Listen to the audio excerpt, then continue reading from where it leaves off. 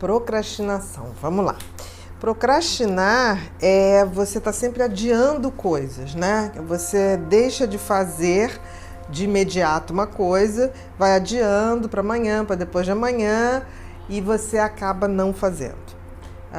Uma coisa clássica da procrastinação é a tal da dieta que sempre começa na segunda-feira. E para na terça. E para na terça ou na segunda depois do meio-dia.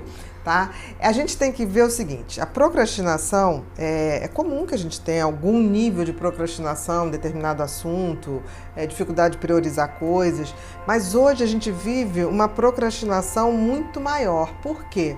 Aumentou a nossa possibilidade de distração.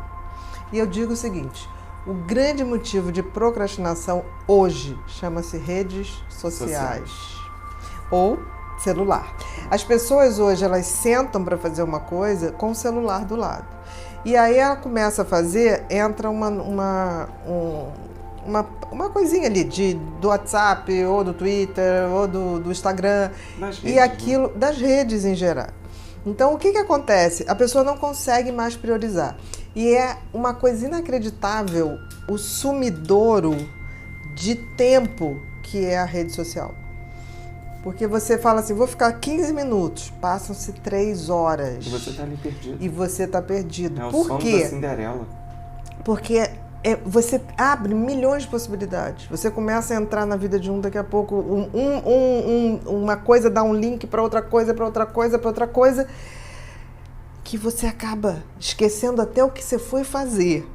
Né? Você vai dar um Google para procurar não sei o quê. Entra uma mensagem, quando você vai ver, você esqueceu do que você estava realmente procurando. E é interessante, Bia, porque procrastinação é uma coisa que eu gosto muito de falar, porque a gente tem aquele nosso teste de personalidade que a gente faz lá na clínica, né? E é interessante, e você vai poder falar melhor sobre isso, que assim, existe um gráfico quando eu faço. Então, é nítido quando aparece que a pessoa tem um nível alto de procrastinação, eu também percebo que ela está com um nível alto de ansiedade. E aí eu sempre converso com eles sobre a seguinte coisa. É lógico que a sua ansiedade vai estar aumentando. Por quê? Porque você está deixando muito para cima da hora as coisas. E aí você entra numa crise de ansiedade, não uma crise, mas você aumenta a sua ansiedade. No estado de ansiedade, porque alerta, você sabe que você não está dando conta do que você tem que fazer. Eu costumo dizer o seguinte, outra coisa também, eu acho que todo mundo hoje vive essa coisa do excesso de estímulo, fazendo você se desvirtuar do que tem que e deve ser feito. Uma personalidade, o TDAH, também tende muito a isso. Por quê? Porque, independente das redes sociais, ele tende a pensar 10 mil coisas ao mesmo tempo. Quer dizer, ele reproduz na cabeça o que a rede que faz, de te levando para várias coisas ao mesmo tempo. Agora, você imagina um TDAH nas redes sociais.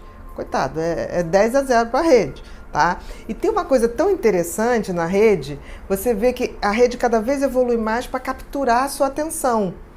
Antigamente você tinha uma questão que não tinha o tal do story, né?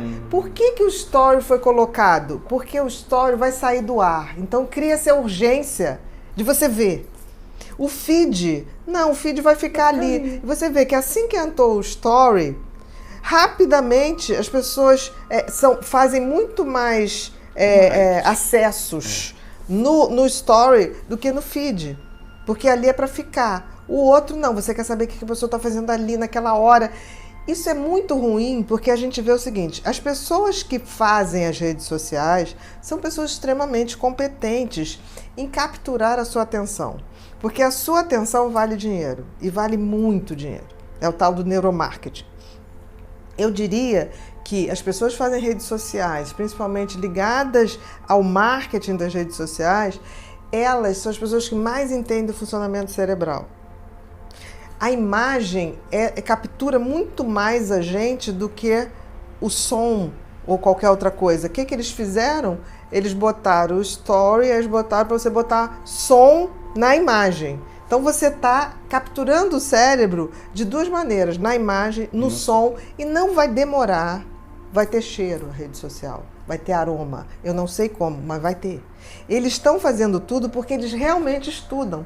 Agora, é tão interessante que as pessoas que vivem, que criaram as redes sociais, são as mesmas que não deixam seus filhos mais do que 1 hora em rede social.